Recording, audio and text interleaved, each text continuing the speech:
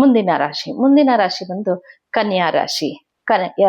ಜನವರಿ ತಿಂಗಳು 2026 ಮಾಸ ಭವಿಷ್ಯ ಹೇಗಪ್ಪ ಇದೆ ಕನ್ಯಾ ರಾಶಿಯವರಿಗೆ ಅಂದ್ರೆ ಅವ್ರಿಗಂತೂ ಜಾಕ್ಪಾಟ್ ಲಾಟ್ರಿ ಅಂತಾನೆ ಹೇಳ್ಬೋದು.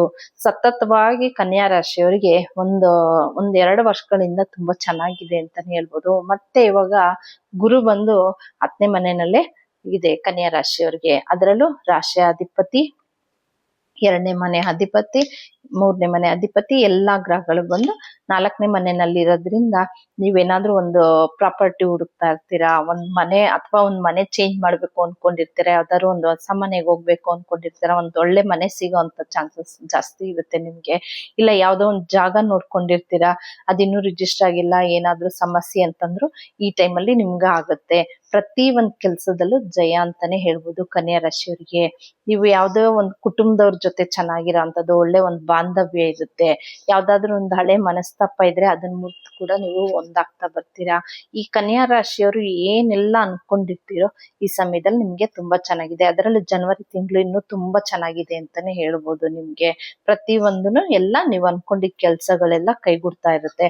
ಯಾವ್ದೋ ಒಂದು ಹಣ ಕೊಟ್ಟು ಸಿಗಾಕೊಂಡಿರ್ತೀರಾ, ಹಣ ಅಂತ ಬರೋಂಥದ್ದು ಇರುತ್ತೆ. ಮಕ್ಳು ಕೂಡ ಅವ್ರಿಗೂ ಕೂಡ ನಿಮ್ಗೆ ಹೇಳಿದ ಮತ್ ಕೇಳೋಂಥದ್ದು ಅಥವಾ ಅವ್ರ ವಿದ್ಯಾಭ್ಯಾಸ ಪ್ರತಿ ಒಂದು ಎಲ್ಲಾದ್ರಲ್ಲೂ ನಿಮ್ಗೆ ಅನುಕೂಲ ಅಂತಾನೆ ಹೇಳ್ಬೋದು. ಯಾಕೆಂತಂದ್ರೆ ಗುರು ಬಂದ್ 10ನೇ ಮನೆಯಲ್ಲಿದ್ದಾನೆ, ನಿಮ್ಗೆ 4ನೇ ಮನೆಯನ್ನ ನೋಡ್ತಾ ಇದ್ದಾನೆ. 4ನೇ ಮನೆಯನ್ನ ನೋಡ್ತಾ ಇರೋದ್ರಿಂದ ನೀವು ಅನ್ಕೊಂಡಿದ್ ಕೆಲಸ ಕಾರ್ಯಗಳಾಗುತ್ತೆ.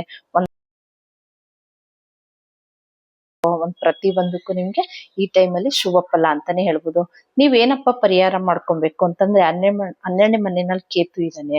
ಆದಷ್ಟು ನೀವು ಗಣೇಶನ್ಗೆ ಒಂದ್ ಗರ್ಕೆ ಕೊಡೋಂಥದ್ದು ಅಥವಾ ಗಣೇಶನ್ಗೆ ಹೋಗಿ ನೀವು ಒಂದ್ ಬೆಲ್ಲದ ದೀಪ ಹಚ್ಚೋ ಅಂಥದ್ದು ಏನಾದ್ರೂ ಒಂದ್ ಮಾಡ್ತಾ ಬಂದ್ರೆ ನಿಮ್ಗೆ 12ನೇ ಮನೆಯಲ್ಲಿ ಕೇತು ಇರೋದ್ರಿಂದ ಸ್ವಲ್ಪ ಅದ್ರದ್ದು ಏನೋ ಒಂದು ಕೇತು ದಶೆ ನಡೀತಾ ಇದ್ರೆ ಅದರಿಂದ ಪ್ರಭಾವ ಕಮ್ಮಿ ಆಗ್ತಾ ಬರುತ್ತೆ. ಕೇತು ದಶೆ ಏನು ನಡೀತಾ ಇಲ್ಲ ಅಂದ್ರೆ ಪರವಾಗಿಲ್ಲ, ನಡೆಯುತ್ತೆ. ಇದಿಷ್ಟು ಬಂದು ಕನ್ಯಾ ರಾಶಿಯವರ ಮಾಸ ಭವಿಷ್ಯ.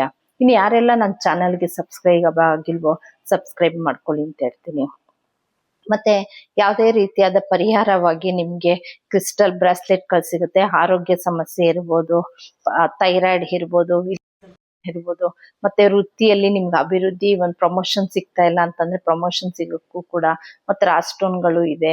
ಪ್ರತಿ ಒಂದು ನಿಮ್ಗೆ ಯಾವುದೇ ರೀತಿಯ ಪರಿಹಾರಗಳು ಬೇಕು ಅಂದ್ರೂ ನಮ್ಮ ಹತ್ರ ಬ್ರೇಸ್ಲೆಟ್ ಮತ್ತೆ ರಾಜ್ ಸ್ಟೋನ್ ಸಿಗುತ್ತೆ. ಹೆಚ್ಚಿನ ಮಾಹಿತಿಗೆ ಇಲ್ಲಿ ನಂಬರ್ ಹೋಗ್ತಾ ಇರೋದಕ್ಕೆ ನಂಬರ್ ಕಾಲ್ ಮಾಡಿ.